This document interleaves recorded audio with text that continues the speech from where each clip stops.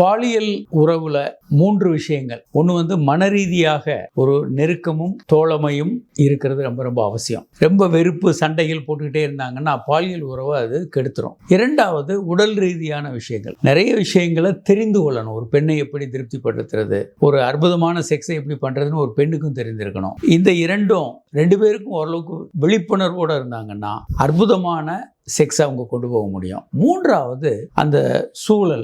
நம்ம தனியா இல்லை இந்த உலகத்துல. மாமியார் நாத்தனார் நிறைய பேர் உள்ள வர்றாங்க. இவர்களில் யாராவது ஒருத்தர் அல்லது சிலர் அபியூசிவ் ரிலேஷன்ஷிப், தவறாக குற்றஞ்சாட்டுறது, சண்டை போடுறது, பிரச்சனையை கொண்டு வர்றது, இப்படி பண்ணிக்கிட்டே இருந்தாங்க அப்படின்னு அதிகாரத்தை செலுத்திக்கிட்டு இருந்தாங்கன்னா ஒரு அற்புதமான உறவு அங்கே சாத்தியம் இல்லை. மனைவிக்கு மன ஒருத்தருக்கும் இன்னைக்கு நடந்த சண்டையில கணவன் வரும்போது அவங்க ஒரு இன்முகத்தோட அந்த உறவை அணுக முடியாது. அதனால 3 விஷயங்கள் நன்றாக இருக்கணும். அவர்களுக்குள்ள உறவு, தாம்பத்திய உறவு பற்றிய தெளிவான பார்வை. 3வது சுற்றில இருக்கக்கூடிய உறவுகளில் ஒரு இணக்கம், ஒரு தெளிவான சமநிலை. இதெல்லாம் இருக்கும்போது அற்புதமான உறவு சாத்தியம்.